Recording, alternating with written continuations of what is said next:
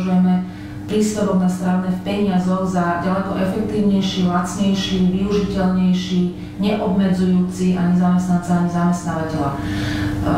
Poviem hneď niekoľko dôvodov. Dostať peniaze miesto gastráčov je lacnejšie aj pre zamestnanca, aj pre zamestnávateľa. Zamestnanec si takisto musí hradiť sám nejakú časť sumy za tento strávny lístok. To znamená, on svoje vlastné peniaze vymieňa za nejaký papierik, za nejaký strávny lístok, ktorý má jednak obmedzenú platnosť, pretože platí len do dátumu, ktorý je na tom lístku uvedený.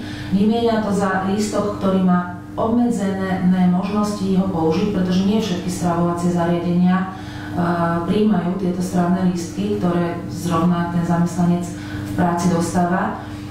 Ďalšia vec, strávny lístok obmedzuje aj ľudí s rôznymi špecifickými nárokmi na stravovanie. Máme medzi sebou vegetariánov, celiatikov, ľudí, ktorí jednoducho majú nejaký iný režim stravovania, nosia si stravu do práce z domu a títo ľudia dostávajú strávne lístky, ktoré môžu použiť v nejakých zariadeniach, ale oni to jednoducho nechcú použiť v tých strávnych zariadeniach.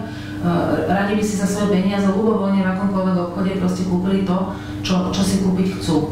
To, prečo sú strávne lístky drahšie, je aj to, že sa z nich napríklad nevydáva. Častokrát vidíme, ako pri pokladni proste ľudia šiahajú ešte žuvačky, ešte horálku, ešte neviem čo. Častokrát sa aj stáva, že tam jednoducho nejaké centy ostanú a spočítajte si, koľko je to mesačne. Jeden z argumentov oponentov takéhoto návrhu je, že v prípade, že ľudia nebudú mať strávne lístky s takouto obmedzenou možnosťou ich použiť, tak sa nebudú stravovať a že prídu o to jedno teplé jedlo denne, ktoré im toto vlastne má garantovať.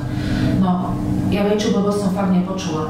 To ako keby sme povedali, že dnes, keď nemáme lístky na toaletný papier alebo na mydlo, tak ho ľudia nepoužívajú? No samozrejme, že ho používajú. A toto zase nie je štát ten, kto má hovoriť to, že na čo ja mám minúť peniaze. Čiže nerobme z ľudí hlupákov, nerobme ľudí proste z nesvojprávne bytosti, ktoré keď nedostanú strávny lístok, sa nebudú stravovať a od zajtra všetci umrieme. Dávať zamestnancom strávne vo forme strávnych lístkov je drahšie pre zamestnávateľa. Na tom naozaj nezískava nikto, ani zamestnanec, ani zamestnávateľ, ale len tie sprostredkovateľské firmy, ktoré sú teda emitentami týchto poukážok.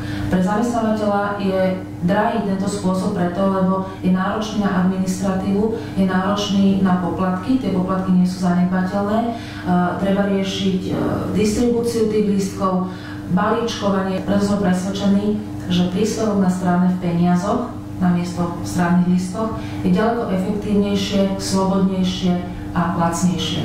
V prípade, že my budeme vo vláde, tak toto bude jedna z prvých vecí, ktorú určite zavedieme.